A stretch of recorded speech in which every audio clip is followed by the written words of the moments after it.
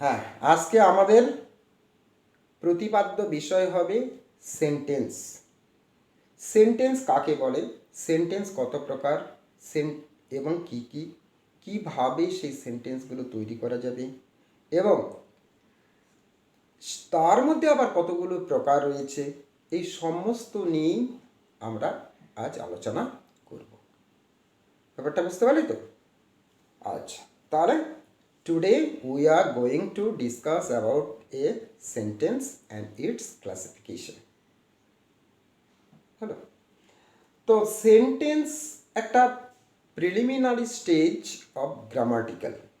যে কোনো ল্যাঙ্গুয়েজ আমরা যদি শিখতে চাই, সেই ল্যাঙ্গুয়েজের সেন্টেন্স সম্পর্কে আমাকে যথেষ্ট ওয়াকিবহাল হতে হবে, তবেই কিন্তু আমরা সেই ল্যাঙ্গুয়েজটাকে বুঝতে পারবো এবং সেই ল্যাঙ্গুয়েজটাকে বলতে পারবো। So if you want to realize a language, or if you try to spell out this language, then we have to learn about sentence. তাহলে সেন্টেন্স কাকে বলে? Let's talk about the definition of sentence. Sentence হলো কতগুলো শব্দের সমষ্টি।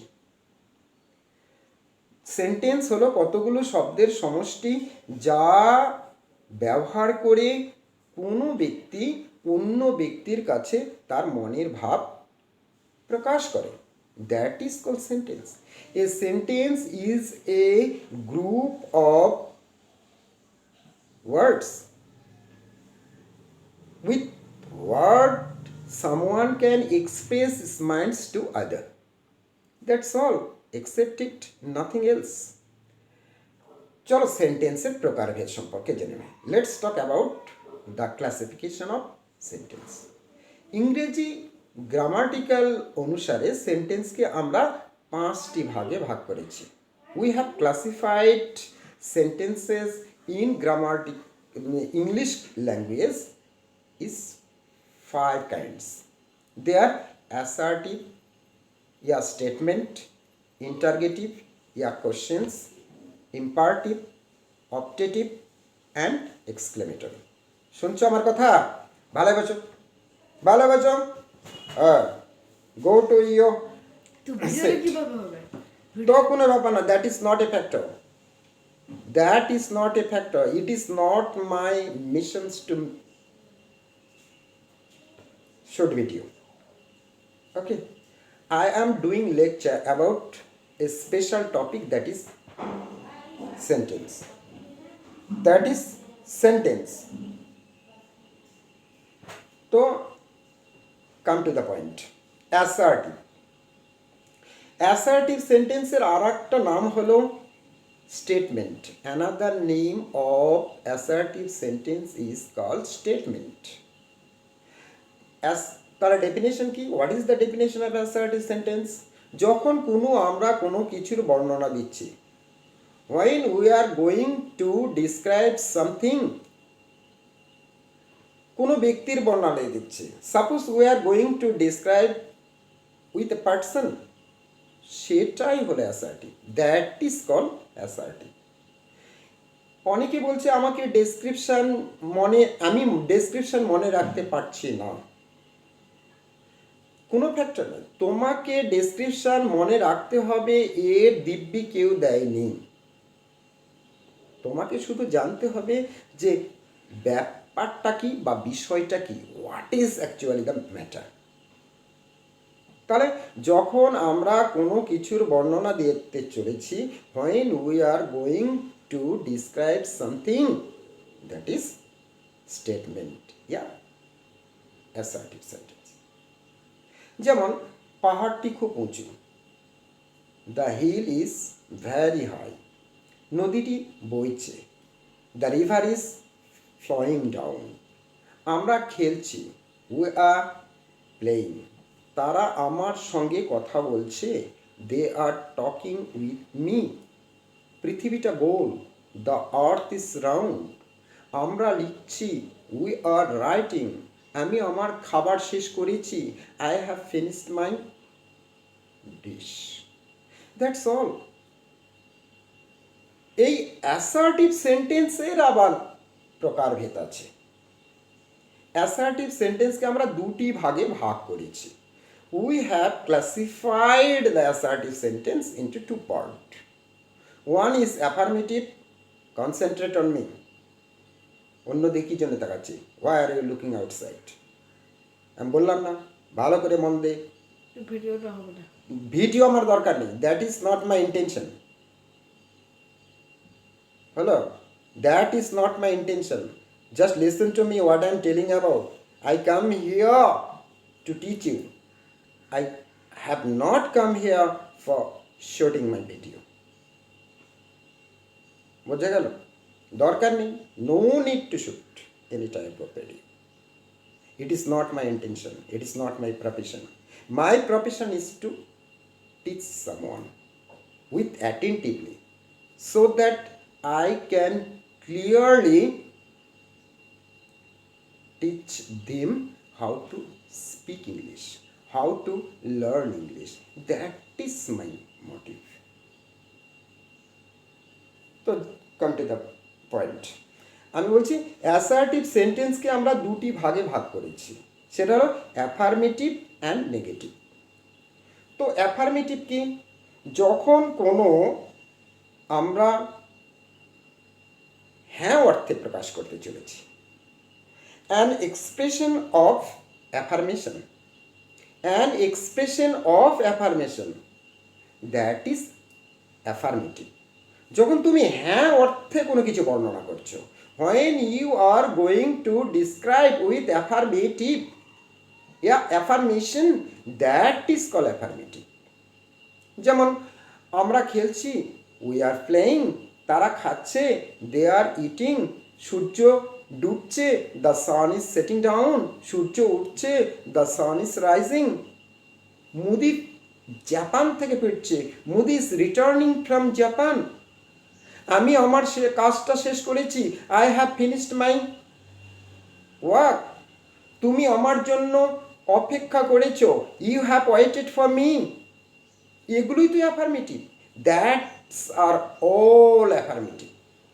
দে are the examples of affirmative. চলো এবার আমরা আলোচনা করছি নেগেটিভ। তাহলে নেগেটিভ কি? An expression that donates our negativity. যখন কোনো বাক্যের মধ্য দিয়ে আমরা আমাদের মতকে পোষণ করব না বা নতি স্বীকার করব বা না অর্থ প্রকাশ করব, এটাই হলো নেগেটিভ। নেগেটিভ অনেকভাবে টেন্স অনুযায়ী নেগেটিভ আমরা করতে পারি।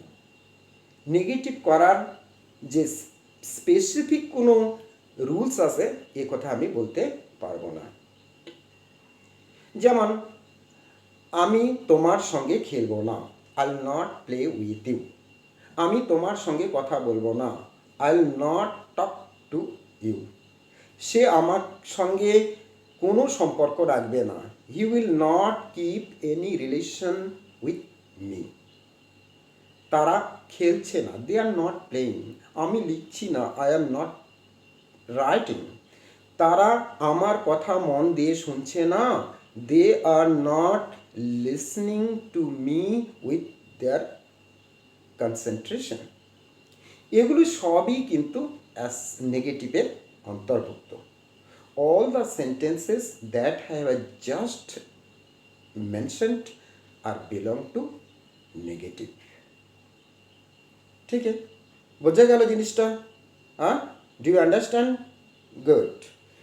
চলো আর একটা জিনিস আমি এক্সপ্লেন করছি। We are going to explain about interrogative. এই ইন্টারোগেটিভকে অনেকে কোশ্চেন বলে। সামান call it as a question. যখন তুমি তোমার মনের কারো কথা জানার জন্য কাউকে প্রশ্ন করছো, when you are asking someone to know something, that is interrogative, that is question. ঠিক আছে, তাহলে কোশ্চেনও কিন্তু অ্যাসার্টিভ সেন্টেন্সের মতোই দু ধরনের। কি অর্থাৎ কোশ্চিন তুমি দুভাবে করতে পারো। You can form questions with the help of two kinds. তুমি অক্সিলারি ভার্ব দিয়ে কোশ্চিন করতে পারো। You can make question with auxiliary verb. এখন প্রশ্ন হতেই পারে, what are the auxiliary verb? সাহায্যকারী ক্রিয়াগুলো কি কি? What are the helping verb? Am, is, are, was, were, has, have, এগুলি সব হেল্পিং ভার্বের আওতাভুক্ত। হ্যালো, যেমন তারা কি খেলছে? Are they playing? তুমি কি আমার বন্ধু নও? Are you not my friend? আকাশ, ঘুড়িটি কি আকাশে উঠছে? Is the kite is flying in the sky? তুমি কি আমার সঙ্গে ঝগড়া করতে চাও? Are you ready to make world with me? এইসব হলো ইন্টারগেটিভ সেন্টেন্সের উদাহরণ। ইন্টারগেটিভ সেন্টেন্স আমি কিছুক্ষণ আগেই বললাম, ইন্টারগেটিভ সেন্টেন্স দুভাবে তৈরি করা যায়। একটা অক্সিলারি ভার্ব দিয়ে, আর একটা হলো ডাব্লিউএস প্রোনাউন দিয়ে। ডাব্লিউএস প্রোনাউন সেগুলো কি কি?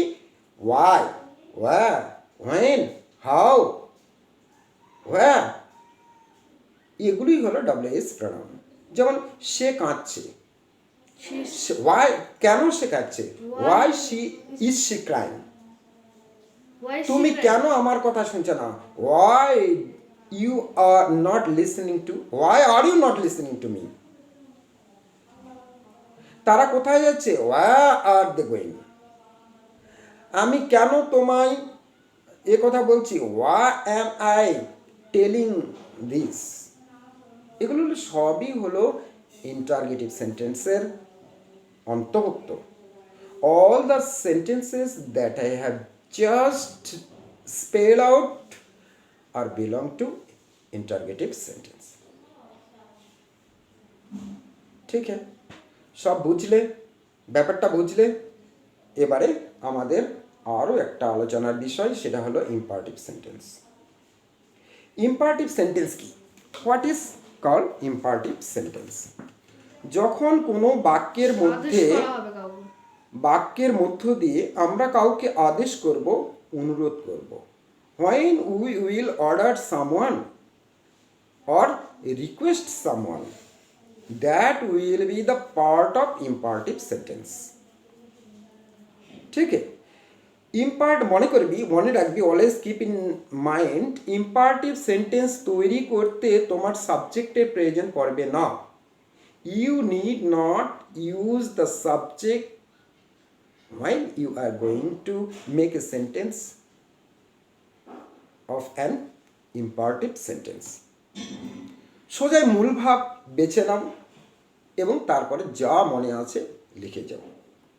বাড়ি যাও, গো হোম। দরজাটা খোলো, ওপেন দ্য ডোর। জানলাটা বন্ধ করো, ক্লোজ দ্য উইন্ডো। লাইটটি জ্বালাও, লিট অফ দ্য লাইট। এখানে এসো, কাম হিয়ার। ওখানে যাও, গো দেয়ার। আমার কথা শোনো, লিসেন টু মি। অর্থাৎ মূল ভাব প্রথমে বসাও এবং তারপর তোমার মনে যা আসে তাই বসাও। এইভাবে ইম্পারেটিভ সেন্টেন্স করতে হয়। That is the simple way of making imperative sentence. দেখো, ইম্পারেটিভ সেন্টেন্স অন্যভাবে করা যায়, যেমন ডু নট দিয়ে। যদি কোনো সেন্টেন্স ডু নট দিয়ে শুরু হয়, তাহলে বুঝবে সেটা imperative sentence. When a sentence started with do not, then it will clearly indicate that it is an imperative sentence.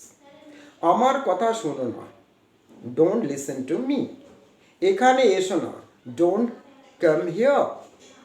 সেখানে যেও না, don't go there. বৃষ্টিতে ভিজো না, do not run in the rain. কি বলবো, রোদ্রে ঘুরো না, do not run in the সান।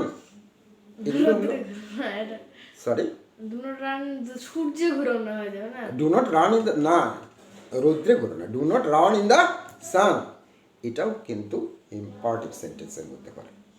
আর একটা লেট মি, লেট দিয়ে দেখো, আমাকে এটা করতে দাও, লেট মি ডু দিস। আমাকে খেলতে দাও, লেট মি প্লে। আমাকে খেতে দাও, লেট মি ইট। তাকে এটা করতে দাও, let him to do it. Let her go from here, তাকে এখান থেকে যেতে দাও। চলো পিকনিকে যাই, let's go for a picnic. চলো এনজয় করি, লেটস হ্যাভ এ এনজয়। চলো খাই, লেটস হ্যাভ এ ডিনার। এগুলো সব ইম্পারেটিভ সেন্টেন্সের মধ্যে পড়ে। বুঝতে পারলাম কিছু? আচ্ছা, আর একটা বিষয় হলো অপটেটিভ সেন্টেন্স। অপটেটিভ সেন্টেন্স কি?